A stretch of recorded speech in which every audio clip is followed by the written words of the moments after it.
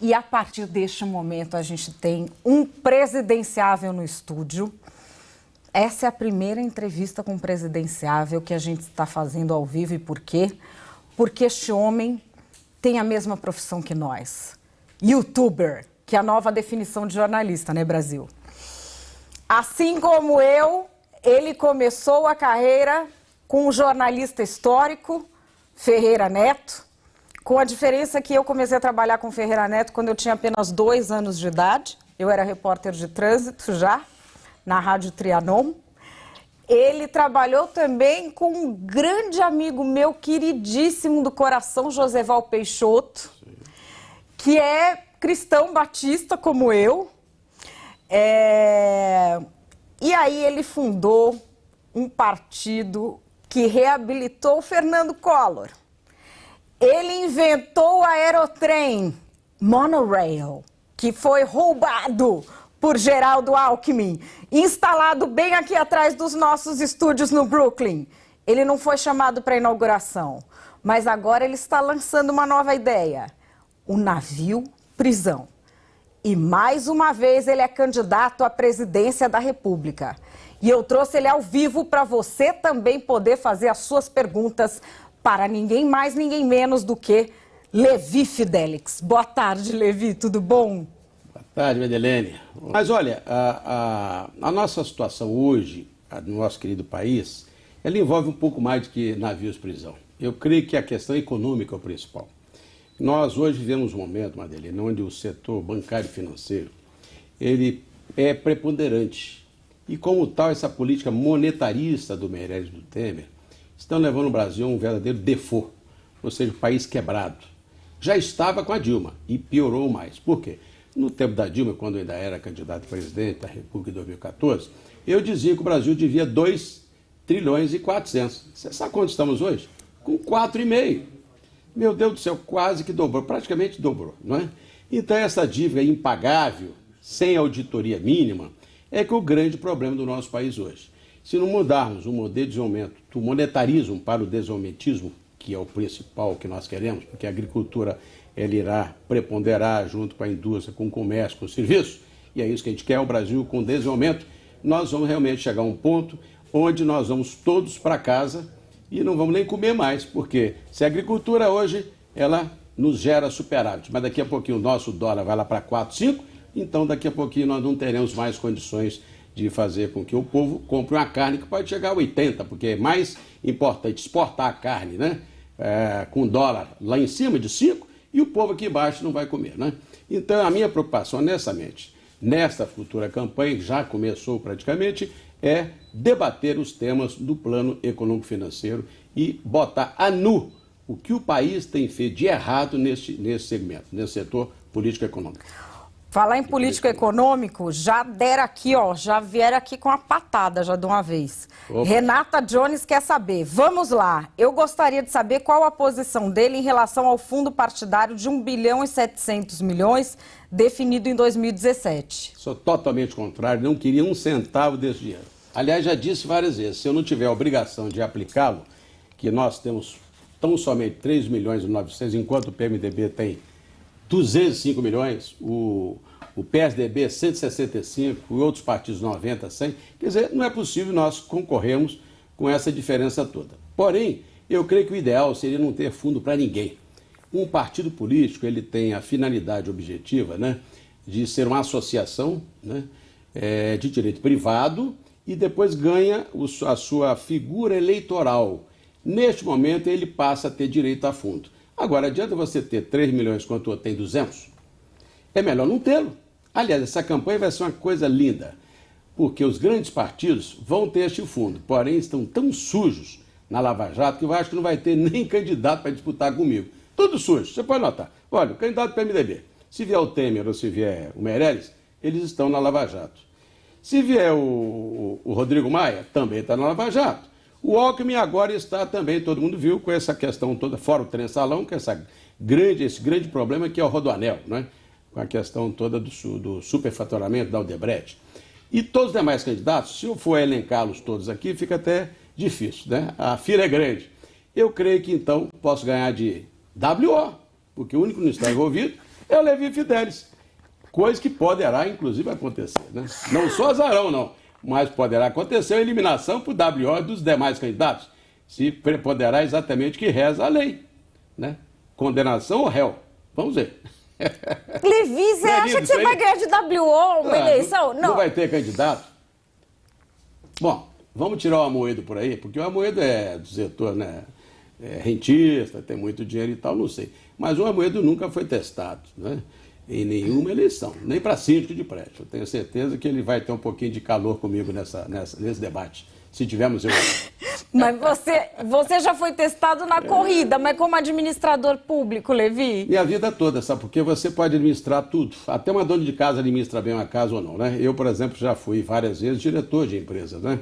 Eu mexo com comércio internacional a vida toda, né? Comércio internacional, conheço 43 países, sempre tive relacionamentos internacionais no campo da importação e exportação, já exportei café, já exportei frango, já importei cavalos, tudo isso aí feito na minha vida empresarial. Né? Já trabalhei em trade companies, né? Conheço 43 países. Fora isso, eu sou um interlocutor das empresas na área de mobilidade urbana, né? Sou consultor dentro da área. E empresarialmente também nós já estivemos, né, em grandes empresas. Né? Essa Kimex Trade, por exemplo, é uma das maiores empresas na década de 80 que eu trabalhei. Era a quinta maior trade do Brasil na época, né? Então eu tenho a impressão... O que é essa empresa? Conta aí. Kimex Trade era a empresa de importação e exportação. Naquele tempo você tinha empresas que importavam e exportavam tudo no Brasil. Você tem, por exemplo, carne, frango, açúcar, tudo isso aí. As grandes trades eram no modo que se faziam todos os japoneses, né? Você tem grandes tradings que dentro dela você então exporta para o mundo, você pega de terceiras empresas que não têm capacidade exportativa. Então eu já exportei, por exemplo, até uma usina de lixo para a Arábia Saudita em 88. Foi, aliás, minha primeira grande boa comissão, né? Eu tenho realmente experiência de administração e também o meu pequeno partido, né? Nós pegamos os recursos e de maneira hábil e objetiva os transferimos para onde tem que ser, sem nenhum deslize. Nosso partido sempre teve suas contas aprovadas e nós somos exemplo no Brasil de um partido bem administrado. Agora, tem uma pergunta que eu fiz também para o Amoedo e que eu faço para você, porque eu já tive as duas experiências de administrar no privado e no público. E tem uma diferença do administrador no executivo, que é uma experiência que eu não tive, que é o seguinte: eu gosto muito de ser chefe, assim, na iniciativa privada, Levi. Sim. Porque quando você dá uma ordem e a desgraça da pessoa descumpre, você pode demitir. É verdade. Agora, o que você faz com um congresso desse que a gente tem hoje? É difícil. Até você demitir um deputado, né, por infidelidade, você leva 2 anos e meio, como eu agora tenho uma pessoa que foi infiel à legenda, nós quisemos tomar o mandato dele pela lei, ou seja, retê-lo, né, para o suplente assumir, e ele, com as suas chicanas, com apoio de grandes senadores e amigos, junto aos tribunais superiores, ele está aí há 2 anos e meio. Quem que tira o cara? Praticamente agora ele já pode ir embora na malfadada janela, que é outro crime cometido contra a sociedade. Como é que você pode dar janela, gente, onde ele não se elegeu sozinho? Por exemplo, se o cara teve 64 mil votos, como é o caso desse deputado, mas a legenda teve 189 mil, quem é que elegeu o cara? Foram os votos dele ou foi a legenda? Claro que foi a legenda. Mas ele pode ir embora e depois fazer uma chicana, né, na área jurídica e conseguir, então, escapar. Isso é horrível, isso é porque hoje, lamentavelmente, grande parte do judiciário está exorbitando suas funções, está se locupletando, né, de que o setor, né, legislativo é que legisla. Então está usurpando competência. É lamentável que parte do judiciário está fazendo isso muito hoje. Hoje, por exemplo, você está vendo lá o próprio Supremo, né, está agora revendo o que ele próprio julgou no passado. Meu Deus do céu, se toda hora você tem uma quebra de paradigma, uma quebra de contrato, quem que pode acreditar? Está falando da prisão em segunda instância? Evidente, isso não pode. Toda hora tem uma interpretação, quer dizer, se um colégio eleitoral há 2 anos é uma coisa e hoje é outra, tem que mudar a lei. Então, falta de realmente bom senso. Os nossos ministros têm que honestamente observarem que a corte é a corte. Agora, o pensamento de alguns não é o pensamento da corte. Não podem prevalecer realmente pensamentos que foram no passado jurisprudenciais e agora muda para ajudar alguém ou prejudicar alguém. No caso, estou falando do Lula. Ele realmente precisa levar o corretivo necessário, já que as instâncias inferiores, por 1-0 com o Moro, depois 3-0, depois 5-0, precisa mais? Agora vem o Supremo Tribunal querer rever isto? Não pode, é uma vergonha. Isso aí é um casuísmo. Eu não acredito que o povo brasileiro esteja contente com o Supremo Tribunal neste momento. Tenho certeza que eu estou interpretando o pensamento de mais de 84% do povo brasileiro neste momento que eu estou falando isso aqui. O pessoal quer saber qual é a sua formação profissional. Eu sou jornalista e publicitário. Edneia Santos Cerqueira, jornalista e publicitário. Mas quando você se formou, já tinha a faculdade de jornalismo? Naquele tempo nós tínhamos comunicação. Você envolvia editoração, cinema, publicidade e jornalismo. Agora tem um monte, viu, gente? Outro dia alguém falou para mim que se formou não sei o que em audiovisual. Eu sou filiado à BI desde 75, tá? 42 anos. Já trabalhei no jornal Última Hora, na Rede Bandeirantes, no SBT. Já tive revistas próprias como a Interface, a Governo Empresa, O Poder. Trabalhei no Jornal Diário, muitos jornais. E nesta área que eu sempre militei, né, como profissional. Olha, pergunta aqui, da Neide França, de quem mais? Edneia Santos Cerqueira, tem mais um monte de gente perguntando, um monte de gente quer saber. Tiago Borges, quais são suas propostas na área da segurança pública? Sim, vamos lá. Isso aí hoje tá muito bom isso aí. Hoje já me perguntaram algumas vezes, vou repeti-los e gosto muito desse tema. Disputo com o Bolsonaro, naturalmente, o centro-direita, nós estamos no mesmo campo político, mas ele tem alguns pensamentos um pouco mais radicais, eu não tantos. Eu creio que nós temos que ter hoje uma política de segurança que primeiro temos que investir no aparato de segurança. Não é possível que os nossos exércitos, Marinha Aeronáutica, as Forças Armadas e também as forças auxiliares compostas de Polícia Militar e Polícia Civil, não é? Elas não possam realmente ater-se a dar à segurança o que pode dar de melhor, porque ganha um pouco para começar. Número 2, os equipamentos usados e utilizados são os piores possíveis perante os armamentos que essas grandes gangues de drogas e esses assaltantes de bancos têm. Honestamente, são ínfimas as suas condições. Eu, por exemplo, presidente, primeiro ato meu seria fazer uma licitação nacional para dotar todas as viaturas de blindagem. Porque hoje o cidadão sai, ou seja, o cabo, o tenente, o soldado, qualquer que seja, a sua função, ele vai para as ruas, não sabe se vai voltar, porque ele leva um tiro naquela latinha, né, da sua viatura e morre ali, né? E todo mundo sabe que morreram muitos, não são apenas esses que estão aí, toda a grande mídia, idolatrando como herói e heroínas, né? Mas sim, esses que são nós heróis, que vão diuturnamente tratar de nos dar o melhor de si, né? Então eu tenho impressão, primeiro investimento, segundo capacitação técnica para todos, depois eu colocaria também os militares e os civis em vilas específicas, é fundamental que eles tenham, né, a condição de morarem em separado, porque muitas vezes moram em periferias ou em favelas, e são vítimas também. Suas famílias são achacadas, suas famílias são sequestradas, são mortos. Então você, para se defender, tem que dar a ele as condições, como lá nos Estados Unidos, lá o policial é respeitado, realmente tem aquele emblema para usá-lo, né? E por último, eu creio que também, claro, você iria perguntar, mas nós temos que dar também às Forças Armadas a condição delas nos defender nas nossas fronteiras, que estão totalmente abertas. Sim. Gente, no Paraguai todo mundo sabe que vem carros, mais carros, um passa do outro, o outro vem pelo rio e pelo mar aqui, por exemplo. Um amigo meu me disse o seguinte: Fidelis, você sabia que 2/3 das drogas não são por terra? Eu falei, como assim? Sim, vem de navios, aí os caras jogam contêineres no mar e logo a seguir vem os botes, né? Ou melhor, os iates, né? Dos ricaços, os barões da droga, não são esses que estão no morro, não. Os ricaços, inclusive, dizem que tem até uns políticos aí e até alguém da televisão aí envolvido nesse negócio, tá? É incrível, mas é verdade. Então esse povo vem, traz a droga para a terra e aí os traficantes vão e levam para o morro. Então veja bem que é todo um aparato, todo um cuidado. Vem navio da Argentina, vem pelo Rio Paraguai, desce, né? E chegam até a Argentina, sobe o navio, despeja a droga em Itajaí, depois vem para Santos, vai para o Rio. É incrível que pareça. Tem até isso, escala de distribuição de droga. Não é? O setor de inteligência sabe, pode acompanhar bem. Agora, eles não têm meios, nem de combater e nem têm o suficiente meio de fazer que isso se iniba. Por quê? Não tem patrulhas, né? Quantos navios patrulha que o Brasil tem? Você sabe quantos? 16. Quer dizer, é isto, é ínfimo para 15 mil quilômetros, né, de fronteiras secas e e marítimas, isso é impossível. Agora, no tocante à questão prisional, que é algo que também estamos falando muito, eu creio que nós temos que separar o joio do trigo. Se existem pessoas recuperáveis, e elas existem sim, nós temos que dar a elas o tratamento humano e correto, né? Tratamento psicológico, fazê-las trabalhar. Agora, aqueles que não têm recuperação, não é que eu seja igual ao Bolsonaro, que ele diz assim, eu vou pegar e metralhar a Rocinha. Não, não chegamos a tal. Mas eu acho que essas pessoas têm que sair do convívio social. Que elas ficam perpetrando crimes, usando o celular lá de dentro, mandando matar, assaltar banco, matar gente, matar colegas.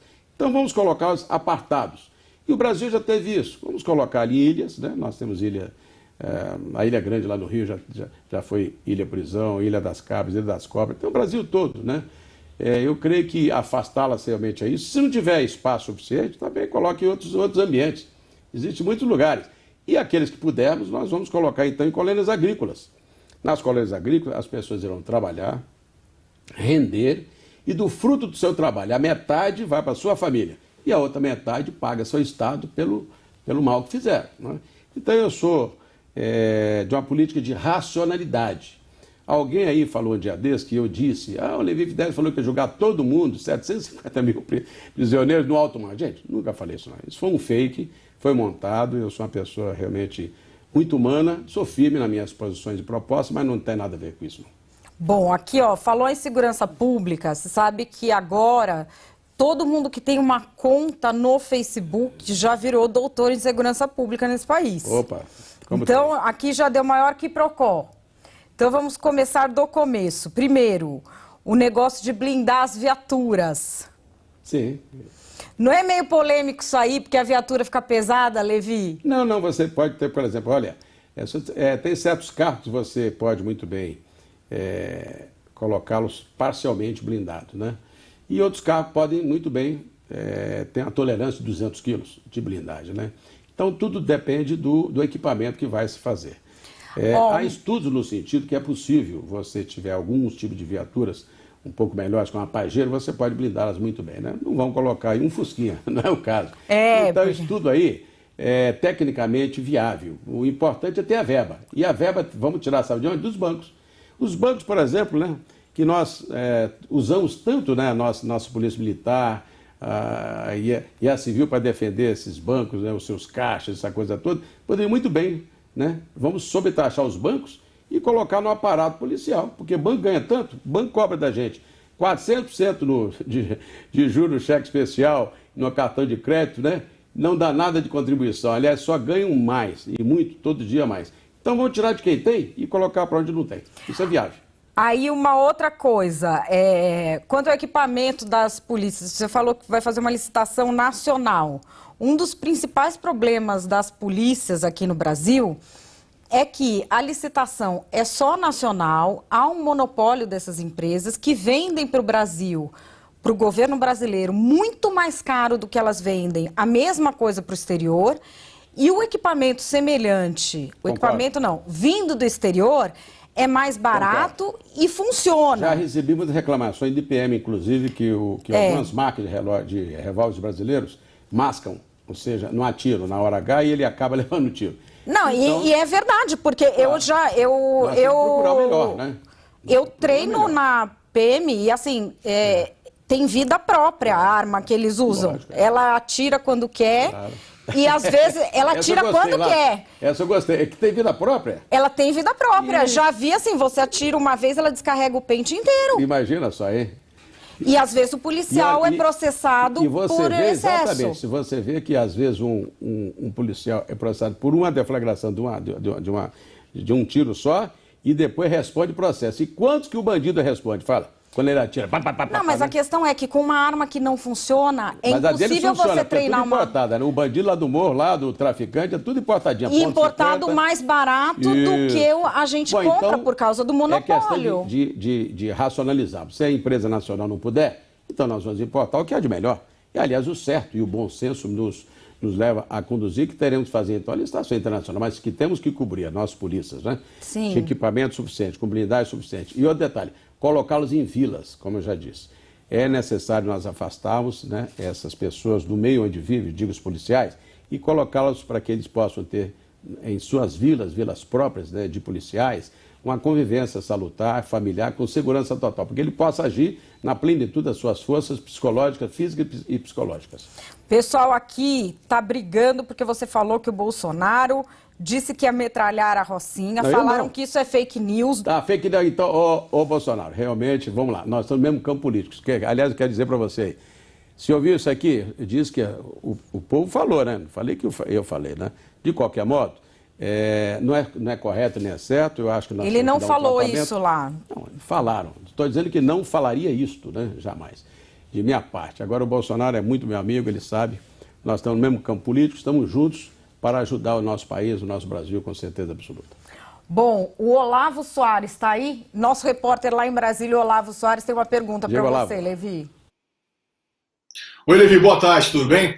Eu queria resgatar a relação do PRTB com o ex-presidente Collor, já que o PRTB foi o partido que abriu as portas para o Collor voltar à política lá no início dos anos 2000. Eu queria então que o senhor contasse para a gente duas coisas. A primeira, como é que foi o início da relação entre o PRTB e o Collor? Vocês procuraram o ex-presidente ou ele que procurou o PRTB? E a minha segunda questão é qual a sua avaliação hoje, mais de 25 anos depois, sobre o impeachment do Collor? E se você identifica paralelos entre o impeachment do Collor e o impeachment da ex-presidente Dilma Rousseff, esse último impeachment que foi apoiado pelo PRTB. Obrigado, boa tarde. Muito obrigado pela pergunta, excelente. Muito bem. O Fernando Collor nos procurou, que queria voltar para a política no Brasil e precisar de um partido como o nosso, né, novo, jovem e que tinha os ideais, né, como sempre tivemos, né, conservadores, ideais de brasilidade, e nós havíamos já participado também da eleição dele em 89. Né?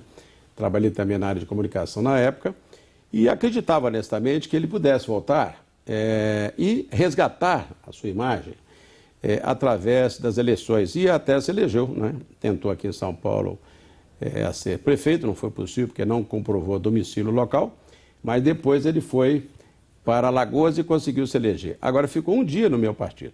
Se elegeu, aliás um mês, se elegeu e em fevereiro já saiu do partido e foi para o PTB. Quer dizer, no mínimo eu posso acreditar hoje que nos usou a nossa legenda para os seus objetivos pessoais. É lamentável, porque também eu avisei à época, Fernando, você está indo para um partido que tem o Roberto Jefferson. E você viu o que o Roberto Jefferson teve.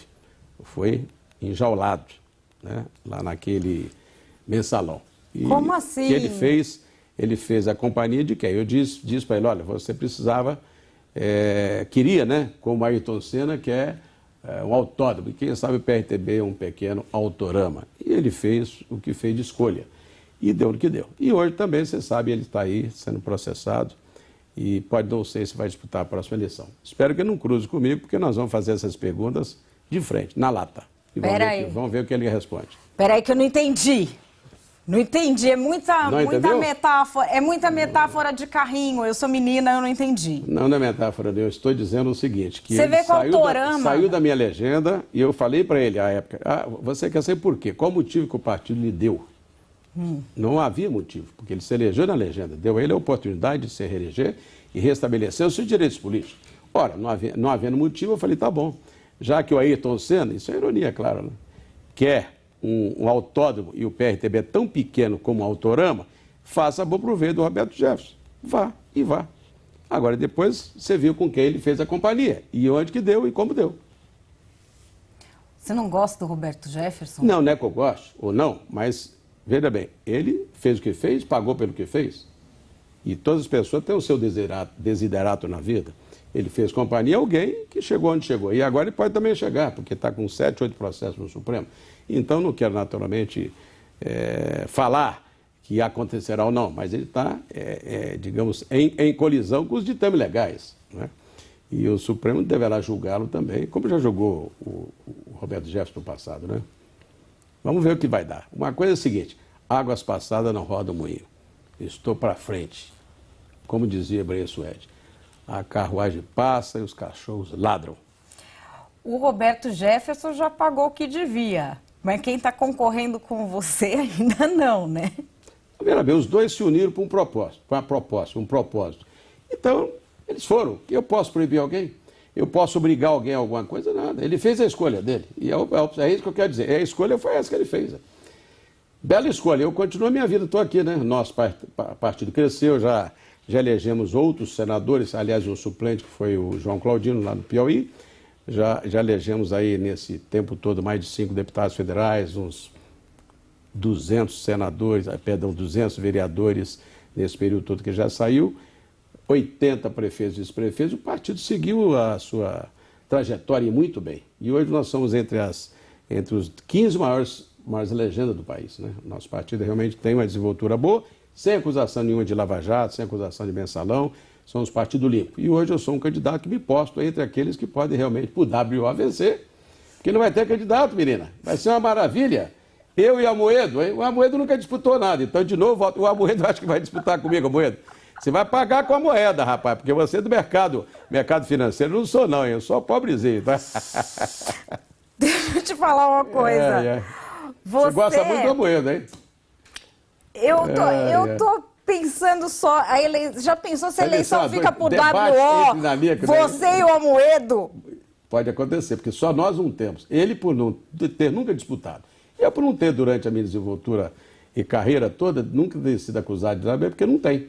Né? O meu partido é limpo e eu tenho uma vida política realmente ímpar, né? Como poucos podem hoje dizer.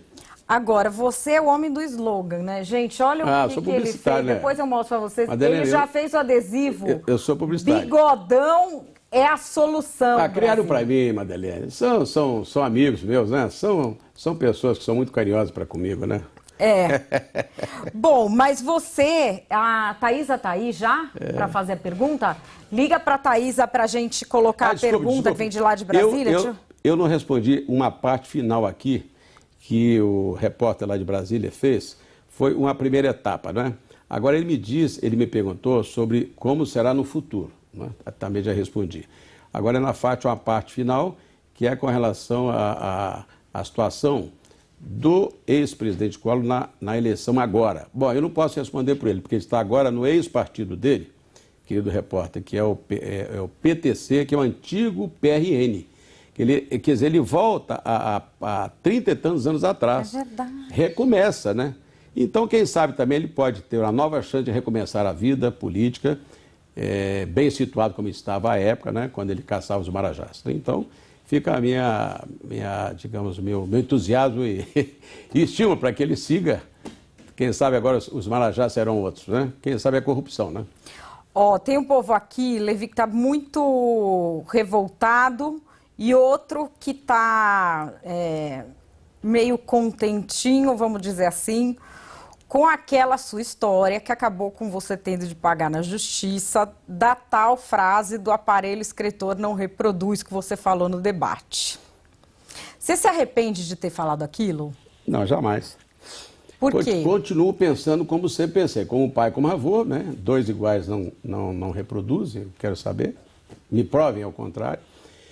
E quero lembrar essa pessoa que não paguei nada, ao contrário, ganhei a ação. Né? O TJ, Tribunal de Justiça de São Paulo, me inocentou de tudo, mesmo porque as frases e a minha colocação, ela teve digamos, a decisão, né, final de 3-0 contra os que me processaram, de que, primeiro, era livre expressão, livre convicção e o meu livre-arbítrio de me expressar dentro do meu pensamento cristão, inclusive. Então, veja bem, eu como pai, como avô, eu penso assim, né? Sou, naturalmente,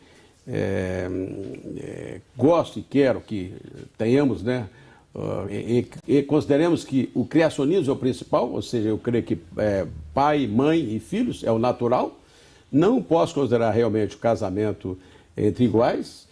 Continua a mesma coisa, farei de novo se tiver que fazer a mesma interpretação, porque é a correta, 89, 90%, aliás, eu acho que chega a quase 100% das pessoas pensam assim. Eu quero saber, um país, gente, pode reproduzir, ter mais filhos se não tiver da forma natural? Eu quero saber. Aliás, eu vislumbro até péssimas e negras perspectivas na medida que você vê, né, dois que ainda cuidam de um terceiro, quer dizer, ainda transforma essa terceira pessoa no igual. Ora, daqui a pouquinho, em 100 anos, nós não vamos ter nem filho mais, né? Como diz lá o Ratinho, Fidelis, imagina só você colocar 100 pessoas, 100 mulheres numa ilha e 100 homens em outra ilha. Volta daqui a 100 anos, não tem ninguém vivo. Então, eu tenho a impressão que eu não quis ofender a ninguém com essas palavras, apenas dei um pensamento meu. E as pessoas que têm seu livre-arbítrio de pensarem diferente, elas podem tê-la, mas não me pode obrigar também a tê-la, só isso. Tanto assim que eu não sou atacado por ninguém, achincalhado por ninguém, as pessoas compreenderam que eu estava falando como um pai, como avô, com uma pessoa que tem minha livre expressão garantida em lei, e as pessoas, eu as trato bem e me tratam bem. Eu não faço essas apologias brigando o tempo todo com Maria de Socorro, aliás, não sei se é aquela Maria deputada, e com o João Willis. Eu não fico brigando com esse povo. Deixem eles pensarem como pensam e eu penso como Mas o que eu. eles pensam, Não é? para mim, é o de menos. É. Não estou nem aí. A minha questão é o seguinte, eu também sou cristã, também sou mãe de família. Claro. A minha questão não é nem essa. Eu não acho, por exemplo, que você nem transforme alguém em heterossexual, nem transforme alguém em homossexual. Mas para mim, por exemplo, na minha comunidade cristã lá, que de repente aparece alguém que é homossexual, alguém que é heterossexual, você negaria um trabalho? Não. Porque assim, eu simplesmente Aliás, lá no acolho, partido, nós são tínhamos o todos Paulinho, filhos de nós tínhamos um Deus. rapaz que faleceu, o Paulinho trabalhou comigo 6 anos. Ah. Nunca tivemos problema de qualquer ordem. Então é isso que eu queria saber de você. Jamais, a convivência é total. Né? Inclusive, eu posso negar que entre pessoas da família, que nós somos mais de 200, 300, possa ter. Então, o que eu quis dizer é o seguinte... Como pai, como avô, você acolhe. A minha opção é esta. Agora, a pessoa não pode impor minha agenda. E o pior é que é o gaysismo que é o pior. Porque o gaysismo, quer dizer, é essa militância que quer impor, goela dentro, a todo momento, e impor... Diz que no seu orgulho gay, que orgulho que tem nisso? Orgulho nenhum, então orgulho tem eu de ser hétero, ter filho e ter netos. Agora, o orgulho é dele, ele fica para ele o orgulho, para mim não é. Não, mas isso para mim, por exemplo... Fica para lá, eu fico para cá. E vou continuar assim, não é possível que nós tenhamos que aceitar essa agenda imposta agora lá dentro, porque eles vão lá para Paulista com aquelas paradas todas, com televisão e tudo, olha que mal que faz para as famílias que pensam ao contrário. Claro, porque é um assinte às pessoas. Aquela demonstração, colocando imagens nos seus aparelhos escritores. E é verdade? Isso é bonito? Eu não sei porque a minha família está na igreja nessa hora, né? Pois é, minha filha, mas acontece. Nós não podemos, num bom sentido, né, deixar que essa inversão de valores na sociedade, ela venha realmente acuar o pai, acuar o avô, acuar o cristão. Por isso que eu falei, eles podem pensar para lá, eu pensar para cá, agora não me impõe a tua agenda. E eles calaram-se, ficaram aí. Eu ganhei 8 vezes, sabia? Eu ganhei no TSE contra a OAB de Brasília, ganhei de uma ação na Procuradoria lá no Ceará, ganhei depois do João Willis, juntamente com o senador Randolph, ganhei a ação contra eles, ganhei da Érica Cocai, todos levaram para casa, como diz, fumo, perderam. Porque a questão é que você não estava... $1 milhão, sabia? Você não estava $1 milhão pregando... A questão é a seguinte, você não estava pregando... Eu dava um pensamento, Não, mas você não estava pregando, então, que as pessoas que são gays, que são homossexuais, fossem discriminadas... Nunca falei disso. Então, é isso que eu estou querendo saber, porque foi isso que foi jogado. Foi julgado porque a Luciana Não, foi isso que foi aquela jogado. Molequinha, eu entendi. Aquela molequinha, depois que terminou o embate, ela foi para o computador e viralizou e colocou a comunidade contra mim. Não foi isso que foi dito. Você sabe que isso existe. Porque ela tinha dito, né, para pessoas ligadas ao partido dela, queria bater os votos do Plínio Arruda Sampaio, que tinha sido 1 milhão. E então ela tinha que pegar o quê? Em tese, um otário. Mas não sou otário. Ela queria pegar lá o pastor Everaldo, né? Muito mais, né? Mas a mim não, ela veio para mim com essa concepção e naturalmente que eu não aceitei. Ela mandou o marido dela, o chamado Robaina, 3 vezes do meu lado, falou, Fidelis, vamos discutir sobre economia. Eu falei, nós temos o mesmo pensamento. Ele disse para mim, qual pensamento? Ué, nós somos contra um banco central, né, independente. Então nós vamos fazer uma pergunta para a Marina, você quer ceder a tua vez para que ela possa perguntar? Sabe o que ela fez? Eu cedi a vez para ela na terceira vez que veio me pedir, penhoradamente, e ela, em vez de perguntar a Marina, me perguntou essa questão aí. Então foi um tiro fora de curva, ela foi maledicente, maliciosa. Mas foi muito bom da Lucianinha, porque depois eu te enquadrei, né? Mostrei que eu sou caráter, mostrei de onde você veio, né? Como você estava lá na Venezuela, lá, junto com aquele monumento Che Guevara, junto com o Maduro, que está fazendo o povo sofrer. Mostrou-se o lado dela. É bom, o tempo é senhor da razão, não é? Então, assim, o bastidor é esse. Sim, o bastidor é esse, é verdade. Foi o Robaina, marido dela, de 4 casamentos dessa cidadã, né? 4 casamentos. Veja bem, que bom exemplo ela era, né? 4. Ô, Levi, aguenta aí a mão. Eu sou casado há 45 anos, tá bom? É isso aí, com a mesma. É bom que se leve. Então ela veio me tentar o tempo todo. Uma santa, né? Uma santa. Uma santa me aturar, né? É, uma santa. Mas veja bem, ela veio com má intenção. Não, mas esse bastidor é o seguinte, ela te fez pular a pergunta. Foi. Maldade, por maldade. Ela pediu, porque ela veio e falou assim, Fidelis, como você ataca muitos bancos, é verdade. A questão econômica é que eu mais trato, porque eu vejo que o Brasil está sofrido, está nas mãos do bancário financeiro. Não, isso todo mundo sabe, né? Você sempre bateu em banco. Batiram isso aí. Então ela veio e mandou o marido dela, atual marido, não sei se é outro, porque ele já está no quinto. Levi, ó, uma maledicência. Pode estar no quinto agora, né? Aliás, nunca mais se elegeu para nada. Levi, aí, vai no bastidor. Madelene, vai no bastidor então. O cara veio a mim 3 vezes. Falei, cara, já está certinho, já tem essa pauta, eu não vou seguir. Aí na 4ª vez eu falei, olha, vamos lá. Já que a nossa pauta é a mesma, nós vamos mostrar para o povo brasileiro que um banco independente, nós vamos colocar o lobo comendo a galinha. Ou seja, o banco que vai também depois, como que é hoje, né? O banco hoje, por exemplo, quer que a Casa Moeda seja privatizada, fica na mão do banco. Quer dizer, já imaginou emitir moeda com controle bancário? Não pode. Então eu exatamente já tinha essa posição, ela também tinha. Incrível que pareça, eu tenho algumas posições de cunho social, como tem a esquerda. Por exemplo, olha, vamos embora falar. Imposto zero para remédio, Levi Fidelis. Ninguém está fazendo, mas já há um senador lá que quer propor a minha proposta, porque nós vamos reduzir o custo do remédio de maneira drástica. As pessoas terão acesso ao remédio, porque vai reduzir em 40%. Depois, cesta básica desonerada, arroz, feijão, trigo, pão, tudo isso aí. É importante, porque ninguém come 5 quilos de arroz por dia, nem 10 quilos de feijão, coitadinho. É a camada menos favorecida que teria um salário indireto, com a desoneração dos impostos que você pode tirar, o ICMS, IPI, PIS/COFINS no arroz. Ninguém sabe que come PIS/COFINS. Tá comendo arrozinho, coitadinho, comendo PIS/COFINS. É brincadeira. Mas aí, como tinha essa pauta em comum, o homem foi lá e te falou. Foi lá, Fidelis, pula, você cede sua vez? Sim, você cede a sua vez, porque nós temos pautas comuns. E sim, porque eu sou um homem que eu penso com humanitarismo.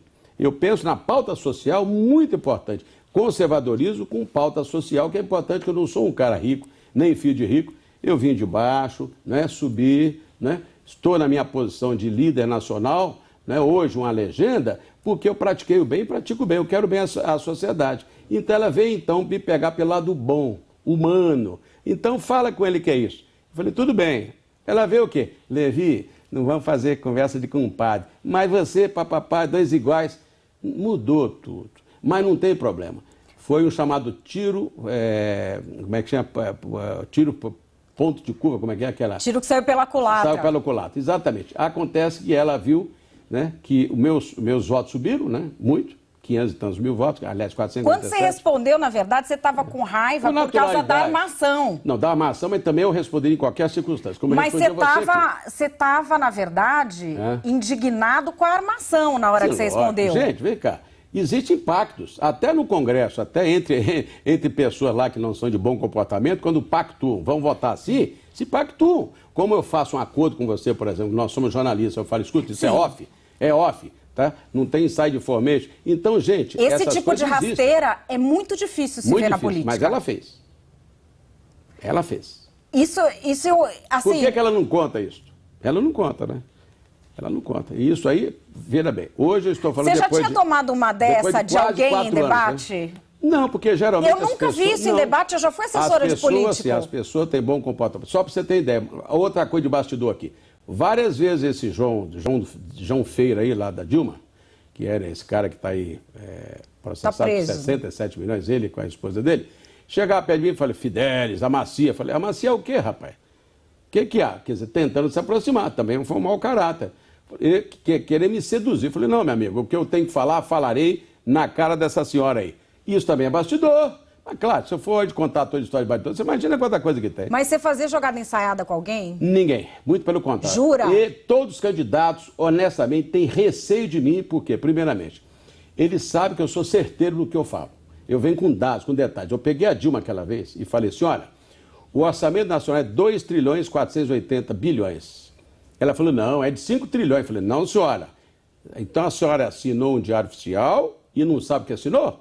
Era para a imprensa no dia seguinte falar, escuta, esse candidato menor, ou seja, menos destacado, sabe mais do que a Dilma. Mas a imprensa falou, sabe o quê? A Dilma se equivocou quando do debate com o Fidelis. Era para ser o contrário, a imprensa. Ó, candidato danico, pequeno, insignificante, o que for. Porra, escorou a Dilma. Mas não, porque estão sempre nessa puxação de saco com o poder. Porque querem mais anúncios no jornal, mais anúncios na TV, mais poder e mais poder. Não dão valor a quem tem valor. É lamentável isso, esse comportamento. Você vê como essas pesquisas. Nem me coloca na pesquisa. Ora, eu sou candidato desde dia 27 de novembro do ano passado. Pré-candidato, pelo amor de Deus, Ministério Público Eleitoral. É isso aí, pré-candidato. Não tem nada a ver com isso. Sufragado Meu eleição. Senhor. Me salvou, hein? Obrigado. E salvei eu também. Obrigado, menina. Não estou salvando você não, Levi, estou salvando meu jornal aqui. E o seu programa, exatamente. E o meu. Eu sou pré-candidato desde 27 de novembro do ano passado. Como é que o Datafolha aqui, Datafalha? Datafalha? Por que você não me pesquisa? Fala, eu te mandei uma carta sobre Nós damos aqui o Paraná Pesquisa. O Mário Paulino, você. Paraná foi o único que deu. Deu 0,7, mas deu. Murilo. Único, correto. Agora vem cá, Ipsos, cadê o tal do Instituto Ipsos? O Ibope colocou partido, pelo menos foi mais ou menos ameno. Botou partido PRTB, papapá. Agora tem um bando de salafrados aí, que vive de pesquisa, que fica colocando esses caras que nem candidatos são. Gente, como é que... o Joaquim Barbosa não é candidato, nunca foi. O Moro não é candidato, nunca foi. O Huck era uma possibilidade, já pesquisava o cara. Isso é absurdo, gente. Isso é criminoso contra alguém que está lá já posto. O único candidato até hoje, aliás, pré-candidato homologado em convenção. Era o primeiro a sê-lo. Primeiro, coloca lá com 0, mas bota. Thaísa tá aí? Nós temos que terminar para dar equanimidade a todos os candidatos no tempo, claro, tá? Claro. Thaísa Oliveira, direto de Brasília, sua pergunta. Levi, boa noite. Você falou há pouco que é contra o fundo partidário, inclusive contra a desigualdade na distribuição do dinheiro, já que hoje o PRTB recebe bem menos do que o PMDB, por exemplo. Mas fato é que mesmo contra esse dinheiro, o PRTB recebeu no ano passado mais de 3 milhões de reais. Isso considerando que o PRTB não tem nenhum deputado federal, nenhum senador, e que se a cláusula de barreira do fundo partidário já estivesse valendo, o partido não teria sequer acesso a esses 3 milhões e 300 mil reais. Como é que você pretende manter o PRTB sem o dinheiro do fundo partidário? Pergunta. Aliás, uma belíssima oportunidade para responder como é que a coisa acontece. O partido, hoje, tem um deputado, tá? Acontece que o mandato dele está sub júdice. Nós elegemos o Cício Almeida, do Alagoas, em 2014, com 64 mil votos. O partido como um todo teve 189 mil votos. E o que contabiliza, minha cara jornalista, para esses 3 milhões e 300 recebidos, exatamente foi porque nós elegemos, não é só o Cício, você não contabiliza por quantidade de deputados, e sim quantidade de votos.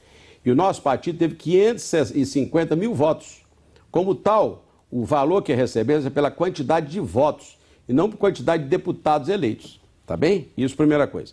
Número 2, o Cício deve ser julgado essa próxima semana. Tem 2 anos e meio que eu tento pegar esse mandato de volta, que é nosso, que ele saiu sem direito a sair, porque ele não tinha legitimidade para pedir nada, porque o partido não fez nada contra ele. Simplesmente ele se vendeu. Ele foi para o PSD, depois para o PMDB, depois foi para o Podemos e agora está no PHS. Mudou só em 2 anos 4 vezes. Você acha que esse cara é fiel? Além do mais, antes ele já tinha estado em outros partidos, já teve 11 partidos. Então nosso partido recebeu, minha querida, como recebe o PMDB, PSDB, PT, todos os partidos, por quantidade de votos. E nós tivemos esses votos necessários. Por exemplo, o PMDB no ano passado teve 9 milhões de votos para vereadores. Nós tivemos 1.320.000. Nós somos 15% do PMDB, viu bem? Quer dizer, nós estaríamos recebendo hoje 15% do PMDB. E pergunto a você, recebemos 15% do que eles? Não. Eles vão ter agora 205 milhões de reais e nós 3 milhões e 900 de fundo eleitoral, partidário.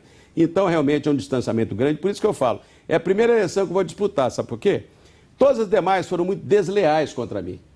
Totalmente. Enquanto senadores, governadores, deputados recebiam esse dinheiro espúrio da Odebrecht, da JBS, todas as empresas, o PRTB não recebeu nada de ninguém. Não está envolvido na Lava Jato, eu segui os ditames legais, E o nosso partido está limpo, podendo falar o que quiser contra quem e contra o quê. Por isso que o PRTB hoje está sendo um partido muito bem observado por muitos candidatos novos, que veem que o partido não está envolvido em nada, e nós faremos na próxima eleição, a minha previsão é 12 deputados federais e 40 deputados estaduais, 2 governadores, sendo o de Roraima possivelmente, e da Bahia com o João Henrique, 2 e mais 3 senadores. Então o partido está indo para um upgrade excepcional, dado o exemplo que sempre teve de uma legenda correta e muito limpa. Bom, a gente recebeu aqui, falando com os presidenciáveis, o presidenciável... Oi? Fala, Thaisa.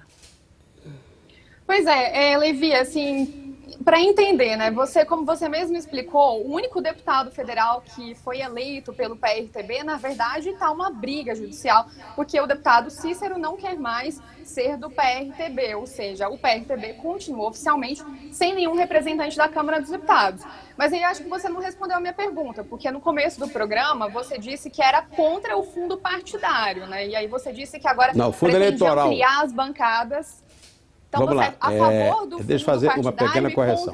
Uma coisa é fundo eleitoral, outra coisa é fundo partidário. A quantidade de votos permite que o partido ele tenha este fundo eleitoral. Você contabiliza 0,7 centavos multiplicado por quantidade de votos obtidos. Então, 0,7 multiplicar por 550 dá 7 vezes 5, 35. 350, tá vendo? Foi o que nós recebemos. Exatamente isso aí, 3 milhões e meio, não é? Foi por quantidade de votos, não foi pelo Cícero, não. O Cícero só teve 64 mil votos.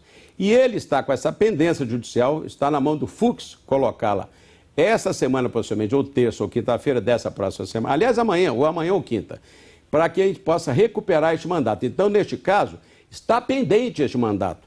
Posso perder? Posso. Mas posso ganhar? Sim, mas é mais provável que ganhemos. Então, o deputado continua pendurado com a gente. Então, eu tenho um deputado até hoje, aliás, tenho também até um senador, que é o senador Bel, né, que é do estado do Maranhão, é suplente do Lobão, hoje também, mais um.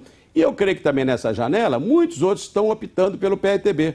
Nós temos conversações avançadas, eu creio que nós vamos atingir talvez 8 ou 10 deputados federais que nos procuram exatamente pela blindagem de limpeza que o partido tem e é.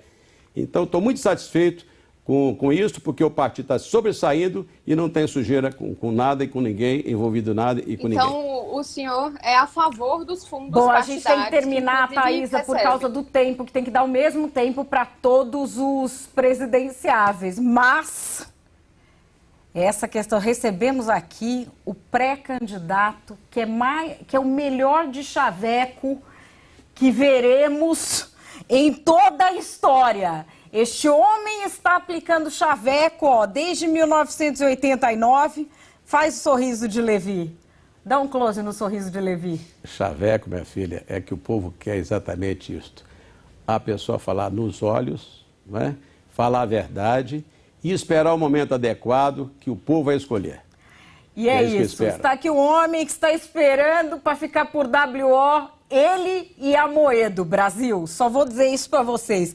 Levi Fidelix, muitíssimo obrigada por atender aqui o convite. Com muito carinho, muito obrigado. E esse homem já veio aqui com o bigodão.